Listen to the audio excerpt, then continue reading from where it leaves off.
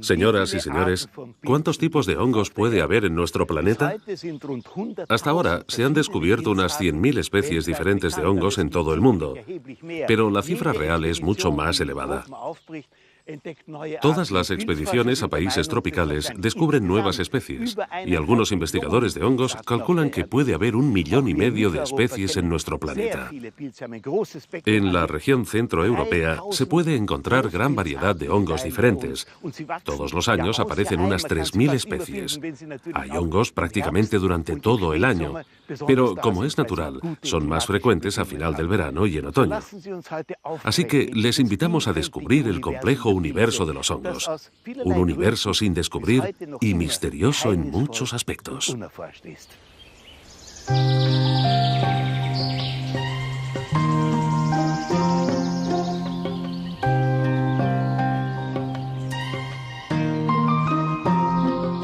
Encuentros en la tercera fase.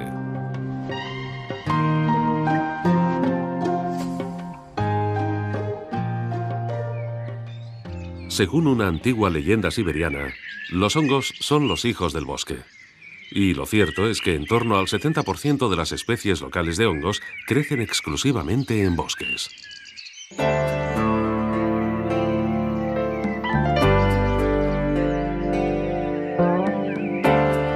Los hongos han poblado la Tierra desde hace 400 millones de años, y al colonizar todos los continentes han adoptado una extensa variedad de colores y formas.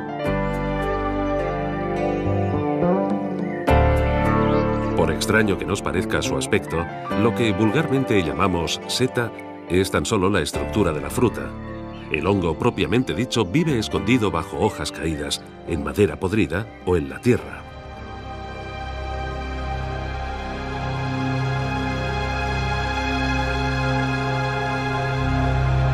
La estructura del hongo está formada por numerosas y delicadas hifas. A simple vista puede parecernos una telaraña.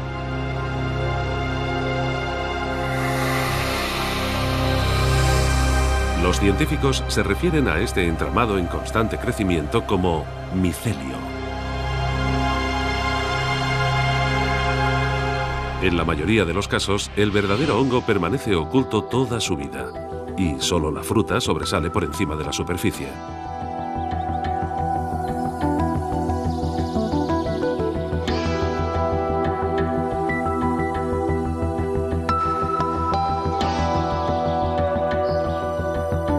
Sin entrar en detalles, puede parecer que los hongos y las plantas crecen de forma similar.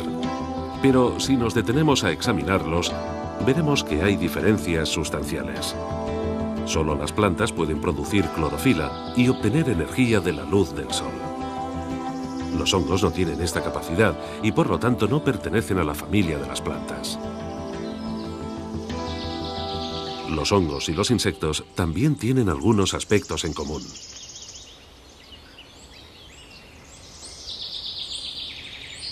Por ejemplo, el caparazón de este ciervo volante debe su dureza a la quitina, una sustancia que endurece el cuerpo de los insectos, pero que también da forma y estabilidad a la estructura de los hongos.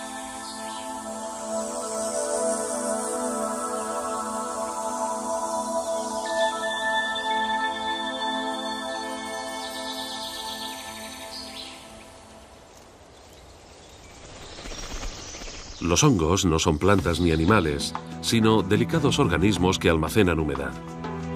Constituyen una especie de organismos vivos caracterizados por su facilidad reproductiva y por su fugacidad.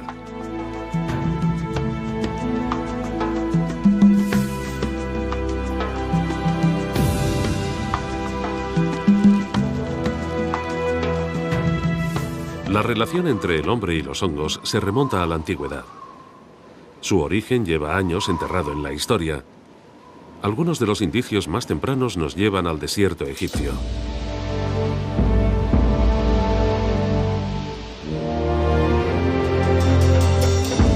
Hacia el 1450 a.C., el faraón Tutmosis III decoró el templo de Karnak, al sur de las grandes pirámides, con pinturas murales que describían escenas de las campañas que le llevaron hasta Asia Menor.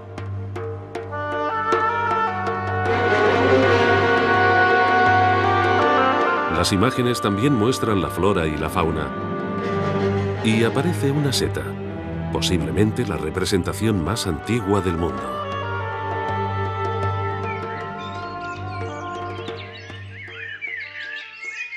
En la antigüedad, algunos hongos eran muy codiciados. Uno de ellos crece en Alemania y en Austria. Lo llaman seta del César. Es una especie que crece en temperaturas suaves y, por lo tanto, difícil de encontrar en Austria. Suele crecer en bosques de robles y castaños.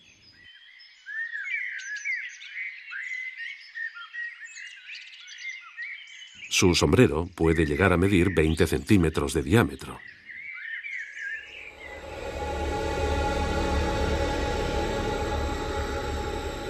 A los emperadores romanos les gustaba mucho la seta del César, por eso se le dio este nombre. Si los plebeyos encontraban un ejemplar, tenían que notificarlo inmediatamente a las autoridades, ya que se trataba de una delicia reservada para los gobernantes.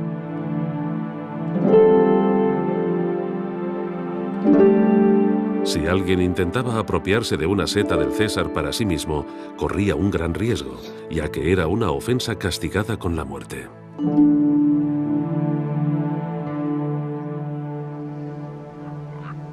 A lo largo de su evolución durante millones de años, los hongos han conseguido adaptarse a las condiciones medioambientales menos favorables. Muchas especies toleran incluso el frío, el hielo y la nieve.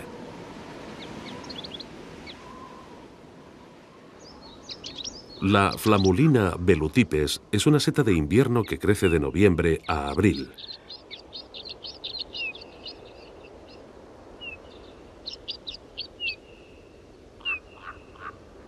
Crece agrupada en las ramas de árboles caducifolios, sobre todo en sauces y álamos. Su fruto es comestible.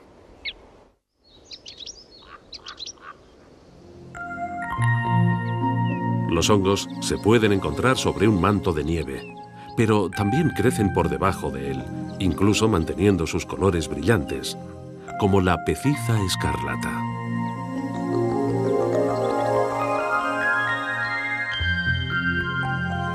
A pesar de las nieves ocasionales, la temporada de setas comestibles empieza temprano, en marzo.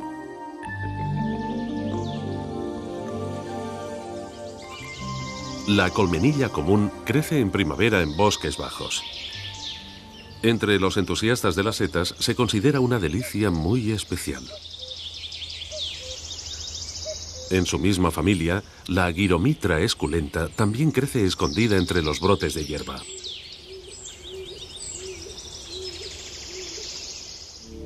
Pero cuidado si el sombrero tiene forma de cerebro, ya que se trata de un ejemplar tóxico que crece en la misma época del año, casi exclusivamente en los pinares.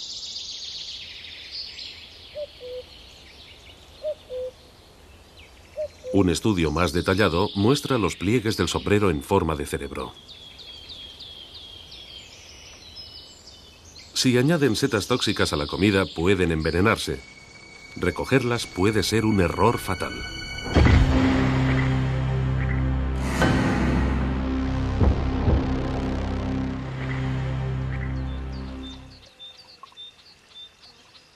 Algunos conventos y monasterios conservan el conocimiento de la historia natural acumulada durante siglos. Uno de ellos es el monasterio austriaco de Admont, en Estiria. Su magnífica biblioteca alberga unos 80.000 volúmenes recogidos durante 5 siglos.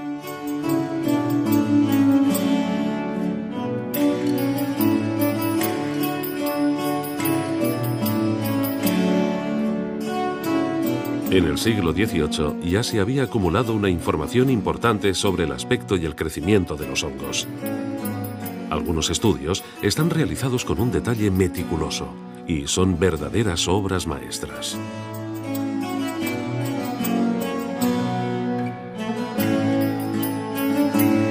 Durante siglos se centró la atención tan solo en los hongos comestibles. Así, por ejemplo, nuestros antepasados no tardaron en descubrir el delicioso sabor del rebozuelo, que crece tanto en bosques caducifolios como de coníferas.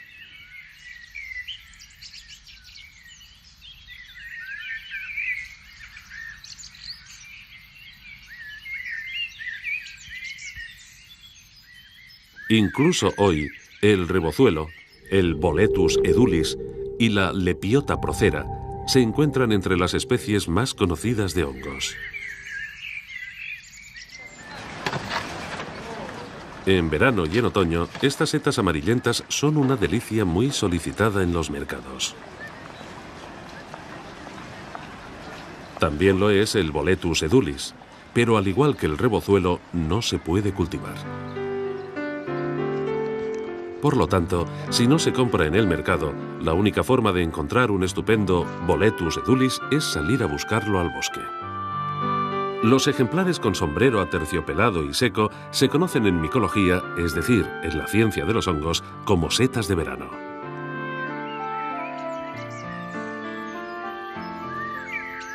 Se encuentran a partir de mayo en sus respectivos hábitats.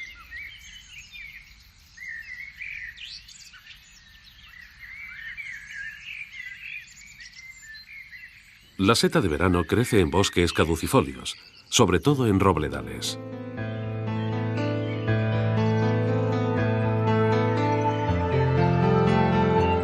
Hace unas décadas, los científicos demostraron que existe una interdependencia vital entre algunas especies de árboles y los hongos.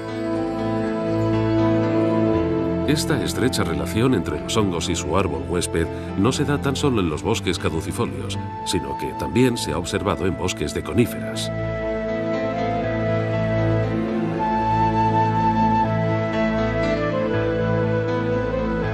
El Boletus edulis se caracteriza por su sombrero suave y a veces ligeramente húmedo.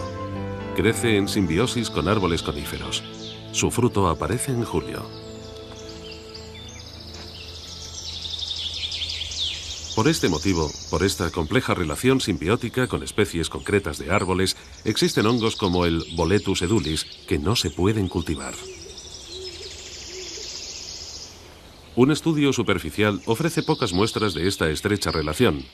Como siempre, el hongo propiamente dicho crece bajo tierra. En el caso del Boletus edulis, crece alrededor de las tiernas raíces de su árbol huésped. Esta estructura recibe el nombre de micorriza, que literalmente significa raíz recubierta. Se trata de una simbiosis que beneficia al hongo, pero también al árbol. A pesar de intensas investigaciones, todos los esfuerzos por cultivar Boletus edulis en invernaderos han fracasado. Siguen siendo los hijos del bosque. Otras especies de hongos son más modestas en cuanto a su hábitat. Se conforman con un sustrato combinado y con una temperatura suave constante. Se ha mezclado humus y estiércol de caballo y se ha integrado artificialmente un micelio. El riego intenso permite que el fruto se desarrolle en un par de semanas. Son champiñones.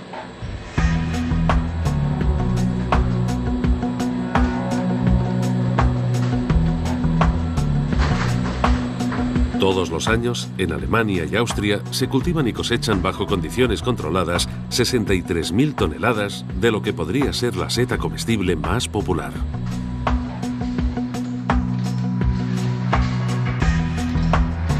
En un invernadero, el champiñón tarda 21 días en convertirse en el producto final.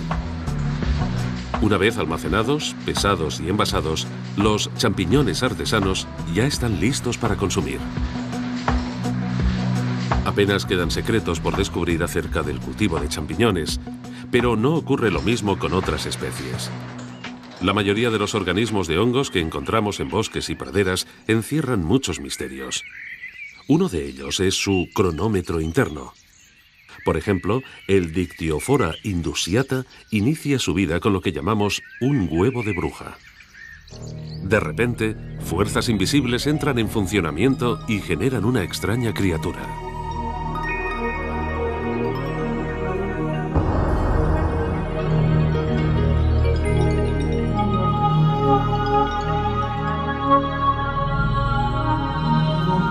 El fruto del Dictyophora indusiata puede alcanzar los 20 centímetros de longitud. Su olor a putrefacción atrae a multitud de moscas.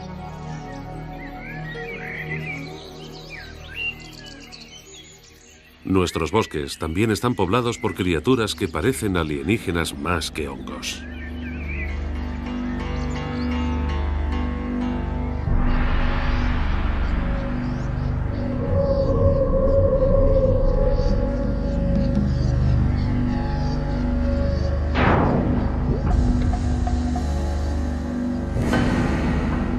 Durante el nacimiento de este hongo, crecen entre 4 y 6 tentáculos de su cubierta con forma de huevo.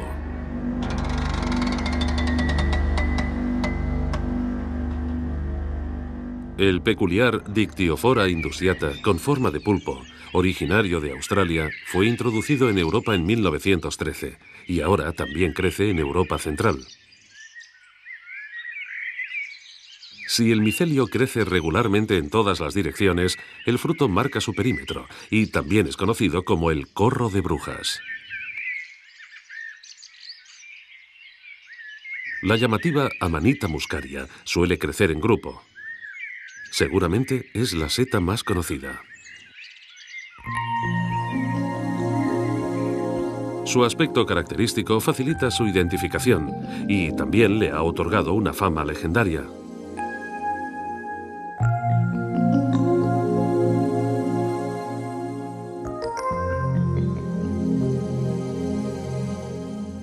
Es posible que nuestros antepasados ya conocieran su naturaleza tóxica hace miles de años y también la conocían en la Edad Media.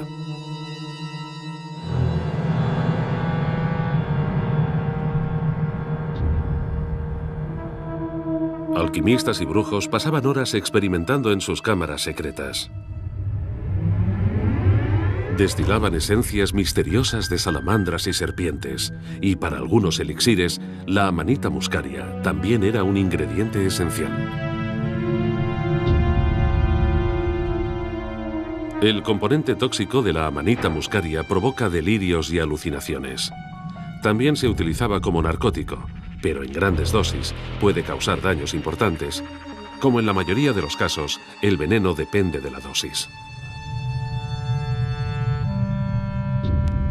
Sin embargo, hasta el siglo XIX, la gente recogía Amanita muscaria para uso doméstico, sobre todo en las comunidades rurales.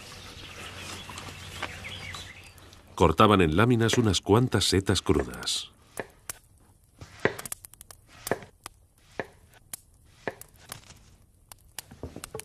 Luego añadían leche, que absorbía la toxina, la llamada muscarina. Esta combinación era el matamoscas perfecto para los granjeros. Los insectos se acercaban a beber y caían como moscas.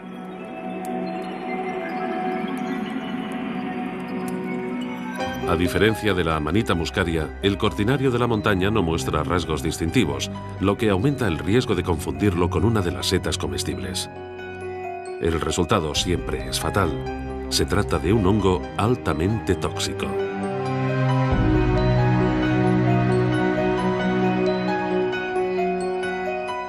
En 1957, los periódicos polacos publicaron una noticia alarmante. Dada la inusual proliferación de hongos, el número de recolectores de setas que las confundían con setas comestibles también aumentó, y hubo 19 muertes en pocos días, todo a causa de un pequeño y discreto hongo de bosque. Así es, señoras y señores, de las 3.000 variedades de hongos grandes que crecen en Europa Central, apenas 300 son comestibles. El resto no son comestibles. Se consideran venenosos, o lo son con toda seguridad, llegando a ser incluso mortales. Afortunadamente, de los hongos que crecen en Austria, no hay más de 10 especies consideradas mortalmente tóxicas. Así que, de no estar realmente familiarizados con su aspecto y ser capaces de identificarlos correctamente, es mejor no tocarlos. Si no están seguros, deberían contactar con un centro de micología. Las setas venenosas pueden estar en cualquier parte. De hecho, acabo de ver una sospechosa por aquí. Y resulta ser una rúsula venenosa.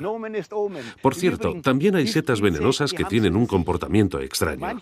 Algunas son comestibles si no se mezclan con ciertas bebidas, como el alcohol. Lo contrario podría tener graves consecuencias.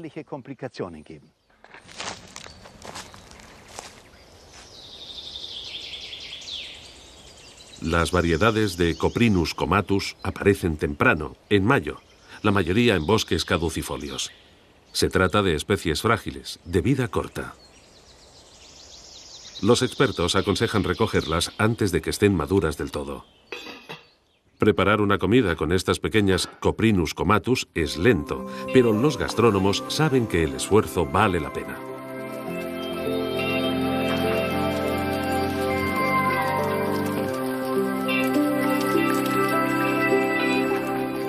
Aunque no se cuente con una cantidad suficiente para preparar un plato, añaden un sabor delicioso a cualquier guiso con setas.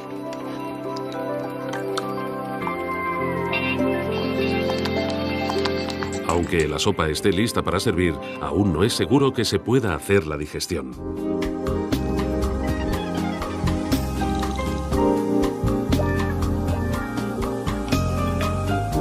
No depende de los ingredientes, sino de si se bebe alcohol con la comida.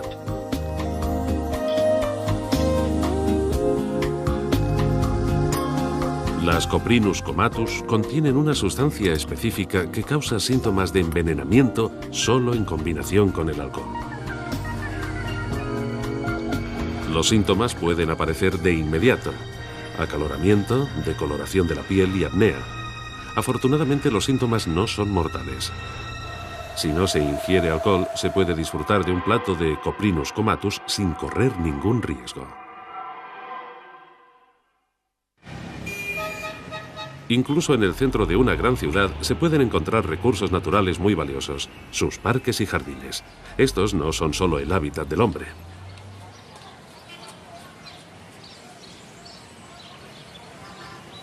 Los recolectores de setas pueden encontrar tesoros incluso en el centro de la ciudad. En primavera, por ejemplo, la sabrosa seta de San Jorge se puede encontrar en los parques.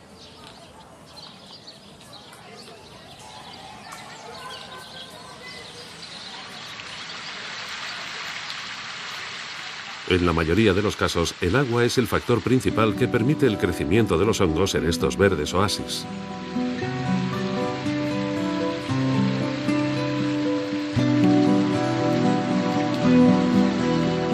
Como una eterna fuente de juventud, la humedad constante favorece el crecimiento de una gran variedad de especies. La seta de San Jorge no es la única seta comestible que prolifera. La Inocybe erubescens también crece en los parques urbanos y puede confundirse fácilmente con una seta comestible. Una de sus características es que tiene el sombrero roto.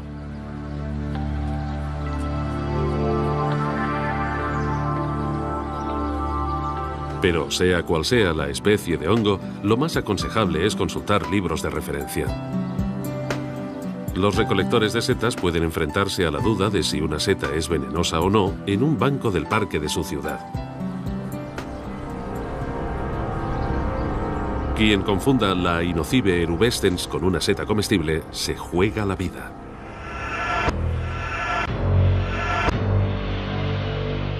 Ingerir apenas 50 gramos puede resultar fatal, ya que contiene muscarina, el veneno de la Amanita muscaria, pero mucho más concentrado.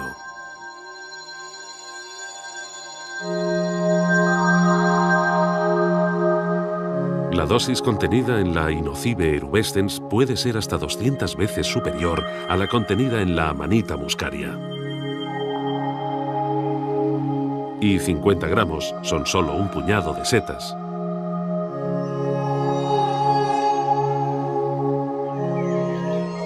La seta más venenosa de Europa es la Amanita phalloide.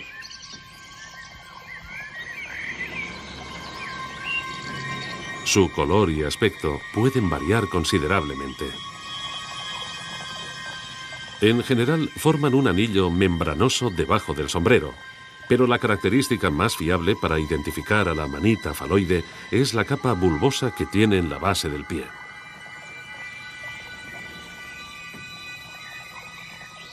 El aspecto general de la Amanita phalloide es diferente según su edad. Los hábitats en los que crece también pueden variar. Entre otros, pueden ser bosques caducifolios o bosques coníferos. Debido a su aspecto variable, es fácil confundirlas con otras especies, como las rúsulas jóvenes. Estas tampoco son fácilmente identificables antes de la madurez. Debido principalmente a su color, la Amanita phalloide madura puede confundirse con alguna rúsula verde, comestible y lamentablemente muy popular entre los recolectores de setas. Por lo tanto, si no pueden identificar claramente la seta que van a coger, es mejor apartarse de cualquiera que tenga una capa bulbosa en la base del pie.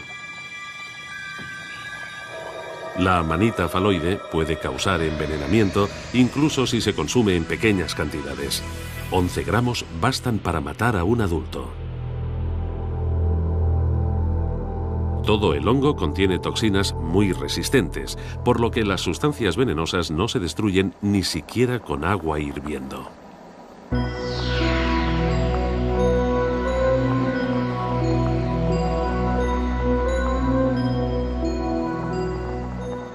Desecar la seta tampoco reduce el peligro. La pérdida de humedad no reduce el veneno que contiene.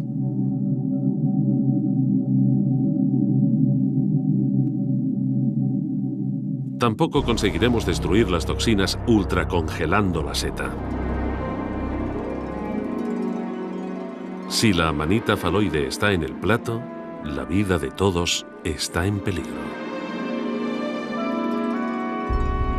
Para complicar aún más las cosas, los primeros síntomas de envenenamiento tardan entre 8 y 10 horas en aparecer. Náuseas, vómitos y diarrea son los primeros síntomas, y hay que tomarlos muy en serio. Si las náuseas y la diarrea persisten, es señal de que no se puede perder el tiempo. Los minutos cuentan.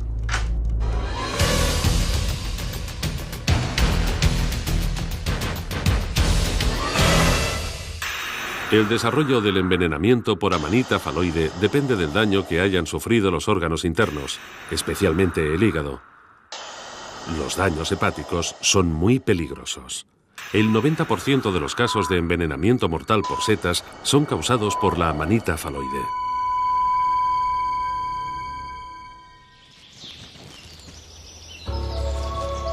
Incluso hoy, muchos recolectores de setas consideran que los hongos de los que se alimentan las babosas pueden considerarse comestibles. Esta creencia es errónea y peligrosa, y seguramente ha tenido consecuencias fatales en muchos casos.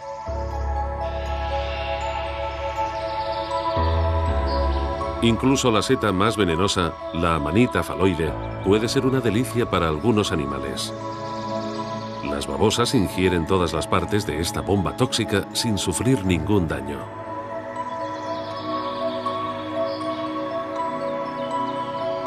Las babosas son gasterópodos invertebrados y, a diferencia de los animales de sangre caliente y del hombre, son inmunes a la mayoría de hongos tóxicos. Con sus lenguas ásperas saborean toda la variedad de hongos venenosos. Y la Inocybe erubescens es uno de ellos.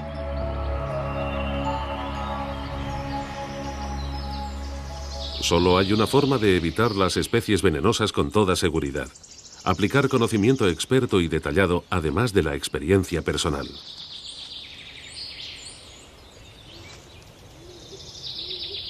En realidad, ningún ejemplar es igual que otro, por lo que a simple vista no suele ser fácil identificar con claridad las características relevantes de cada especie.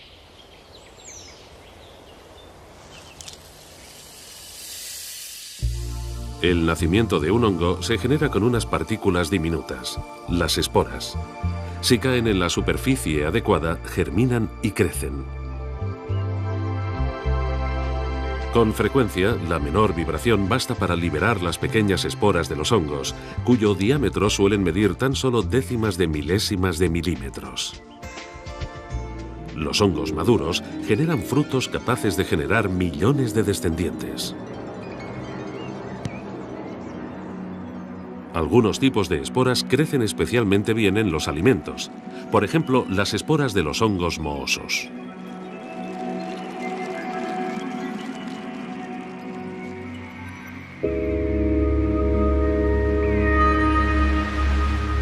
Si dejamos un trozo de pan al aire durante 4 semanas, se pondrá así, totalmente cubierto de moho.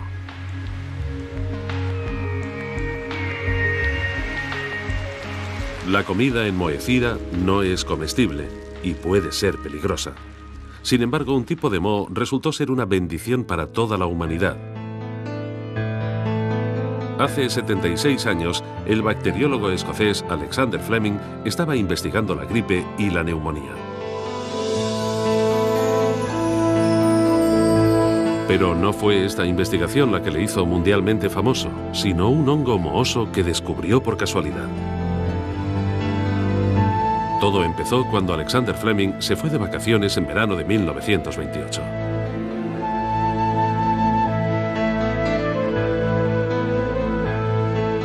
Pero olvidó meter en la nevera unos platos con gérmenes de cultivo.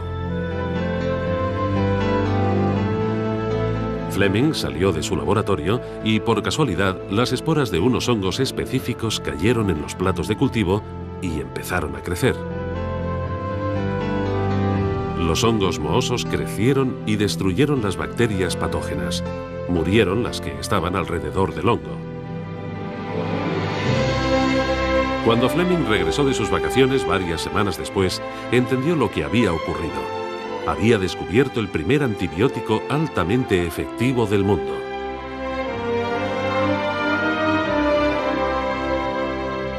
Del nombre del hongo, Penicillium, derivó la palabra penicilina, que revolucionó la medicina en todo el mundo.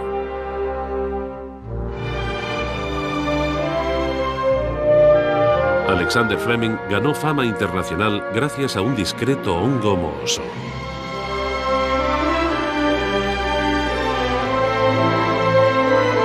En 1945 recibió el Premio Nobel por descubrir la penicilina, una sustancia que todavía se utiliza hoy en muchos antibióticos.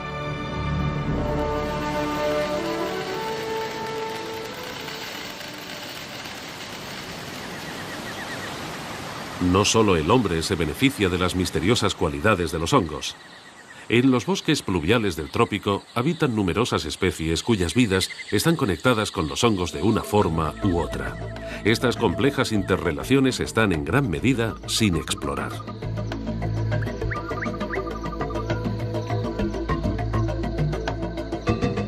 Los micólogos asumen que, de momento, tan solo se ha descubierto el 30% de todas las especies tropicales que existen.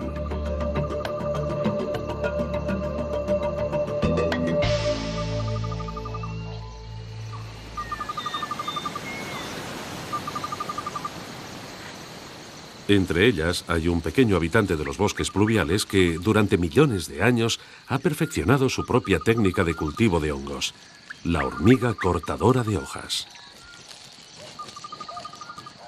Ejércitos de obreras de unos 10.000 ejemplares trasladan a toda prisa los fragmentos de hojas que han cortado hábilmente de las plantas con sus afiladas mandíbulas.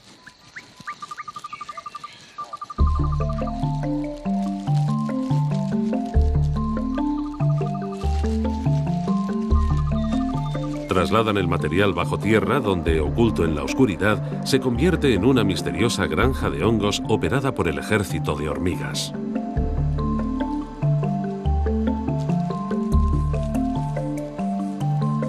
La cosecha de hojas se distribuye por numerosos pasajes de un extenso laberinto que fertiliza los hongos que allí se cultivan.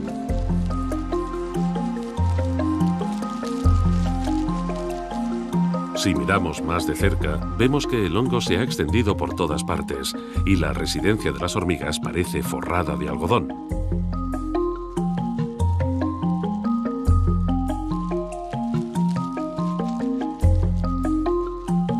Estos insectos sociales son completamente autosuficientes. Las plantaciones subterráneas de hongos son el pasto del que se alimentan regularmente, su fuente de nutrición.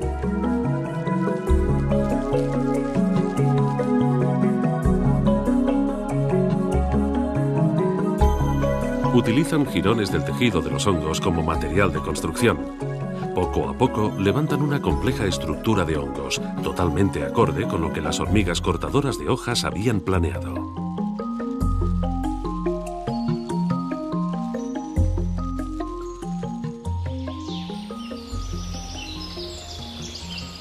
Los bosques también albergan un buen número de especies curiosas, como por ejemplo el moho mucilaginoso. El moho mucilaginoso se desarrolla en varias etapas y puede incluso avanzar de una forma fascinante.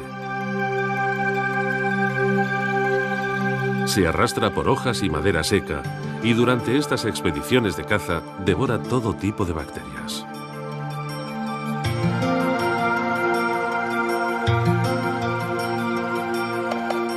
A pesar de que los mohos mucilaginosos carecen por completo de órganos, son capaces de crear un sistema palpitante de venas, aunque solo por un tiempo limitado. En cuanto la temperatura o la humedad no son adecuadas, cambian de aspecto y recuperan la forma de masa compacta. Los micólogos tienen muchos misterios que descubrir todavía en estos extraños organismos.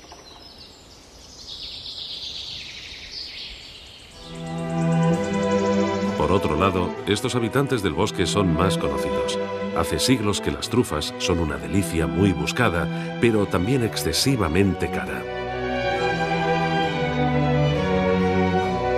Aunque su aspecto no es muy agradable, su extraordinario sabor las convierte en el caviar de los hongos.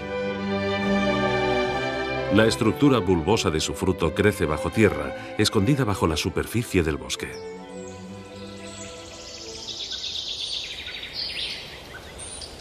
Aunque no las podamos ver, hay criaturas capaces de localizarlas gracias a su olfato.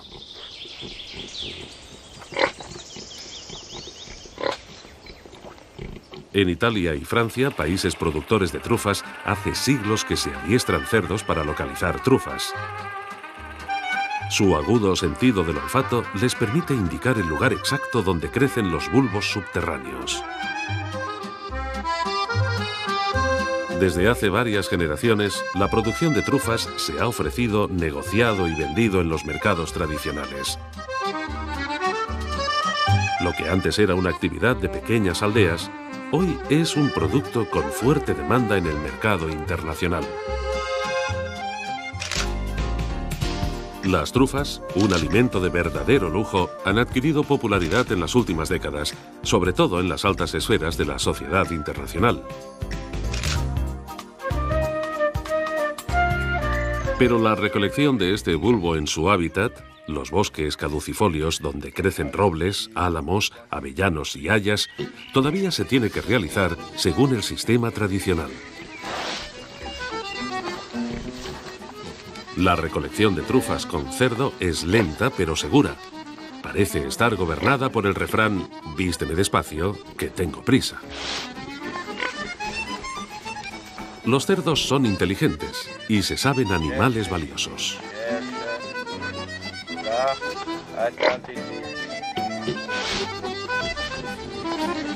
Los propietarios de cerdos truferos han aprendido que vale la pena alternar la búsqueda con descansos.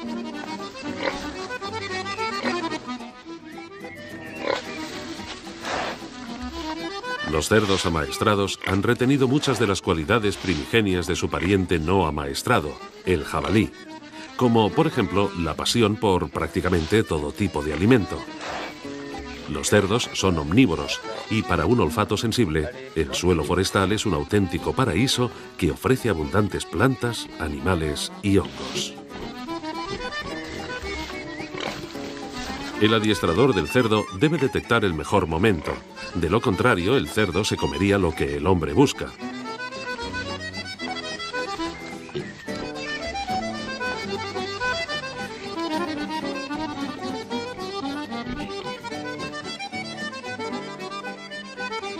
La calidad y el tamaño de las trufas es variable según la especie y el lugar en que se encuentren, pero la selección final solo se hace cuando termina la jornada de recolección.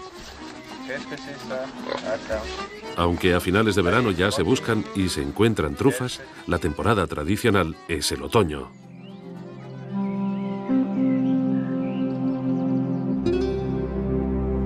La tranquilidad de muchos hogares se convierte en bullicio poco después del amanecer.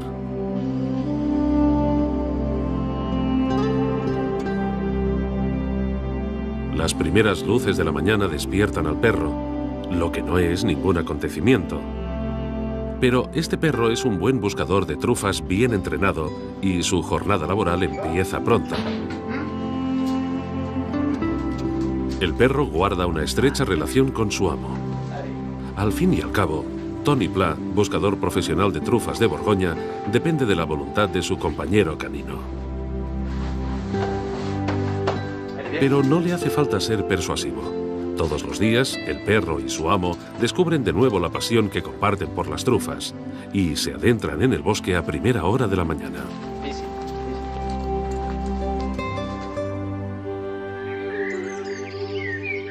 En la región de Borgoña, así como en otras regiones truferas del Mediterráneo, se utiliza el sistema tradicional de búsqueda de trufas con cerdo.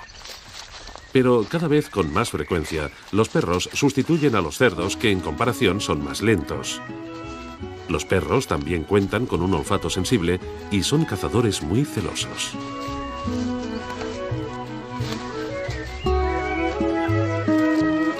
Los perros truferos se entrenan en centros especiales. A veces son incluso sus dueños quienes los entrenan desde cachorros en el arte de buscar trufas. Sin embargo, el olor de un ratón es una distracción irresistible, aunque fugaz, hasta para el alumno más aplicado. Un buscador de trufas profesional suele tener la sensibilidad para permitir que su compañero canino disfrute de cierta libertad. Así, el perro reanuda su trabajo con más entusiasmo y enseguida detecta una trufa.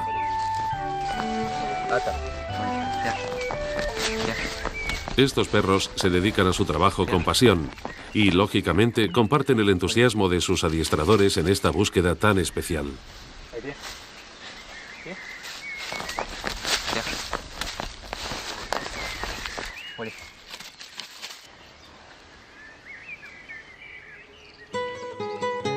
Antes de limpiarlas, las trufas no son muy atractivas. Pero solo con su olfato, un experto es capaz de saber si la trufa está en buen estado. El perro también tiene que memorizar el aroma y luego recibe una recompensa.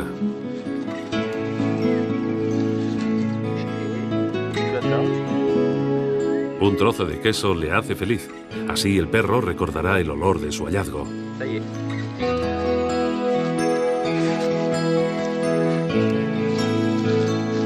Antes de abandonar el lugar, la partida de caza cubre el terreno escarbado con tierra y hojas para que el micelio de la trufa no sufra. Hacen falta muchas horas de búsqueda y cierta dosis de suerte para encontrar un tesoro como este.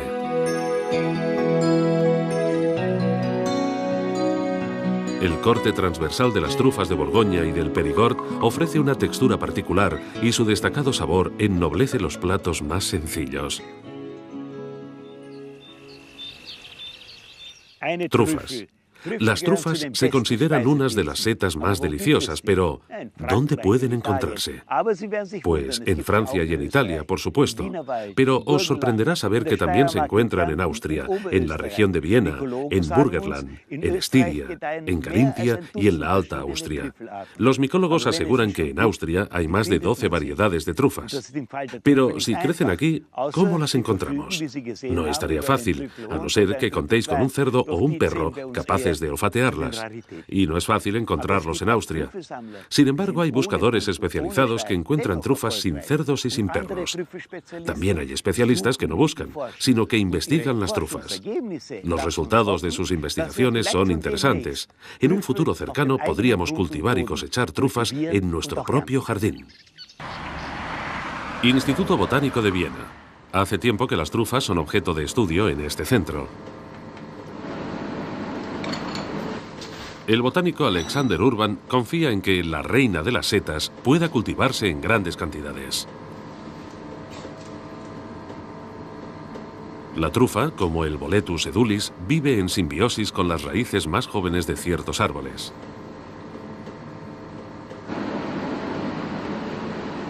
El truco está en inocular árboles jóvenes con tejido de trufa que pueda germinar.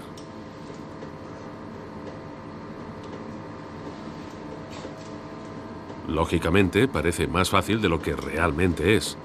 Hace años que se está investigando este método. Pero ahora parece que empiezan a surgir los primeros resultados.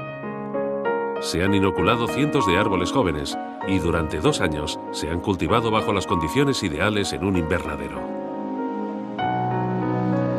Su desarrollo se controla regularmente. Para poderlos examinar con detalle, se tiene que retirar toda la tierra.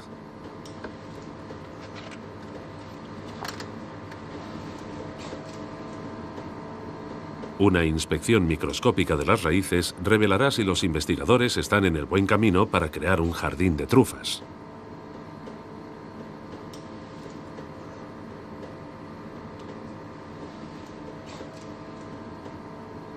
El investigador descubre que en las raíces han crecido bulbos.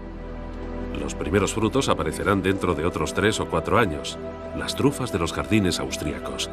¡Qué idea tan deliciosa nos espera!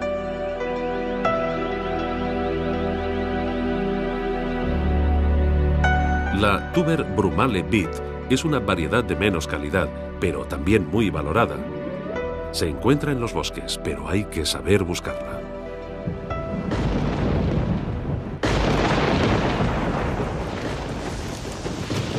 Con los chubascos suele caer demasiada agua como para que la tierra pueda absorberla, así que puede haber cierta erosión que deje al descubierto estos hongos bulbosos. Cuando hay un chubasco fuerte, Walter Lofack busca en las zonas erosionadas y su paciencia suele ser recompensada. Aunque las Tuber brumale beet pueden alcanzar el tamaño de una patata, su valor en el mercado es modesto, sobre todo comparado con el de la seta más cara del mundo, lo que nos remonta a la época medieval de Japón.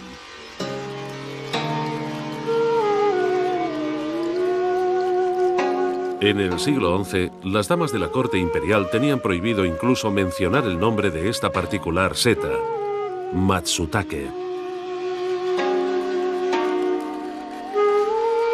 Este hongo, que crece principalmente en bosques de pino, ha sido una delicia de leyenda muy buscada durante siglos.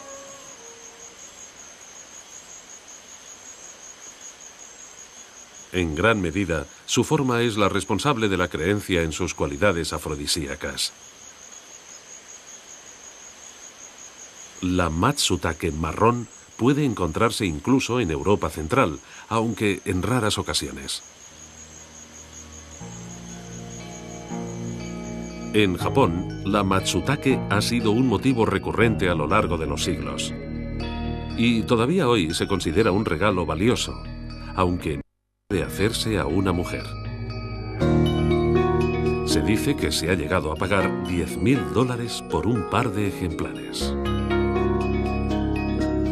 Pero no hace falta gastarse tanto. Se puede comprar en pequeñas porciones, en finas láminas.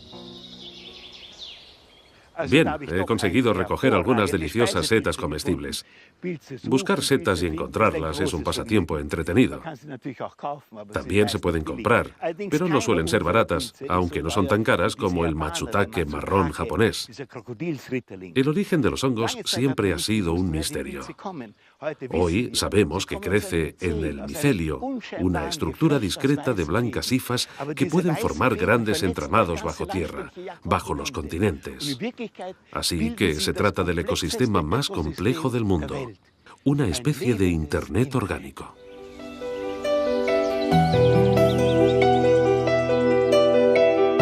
Los científicos del siglo XXI han confirmado lo que las tribus primitivas sospechaban hace muchas generaciones. Tal como relata la leyenda siberiana, los árboles, los valles y los bosques están habitados por una fuerza misteriosa, el espíritu de los hongos.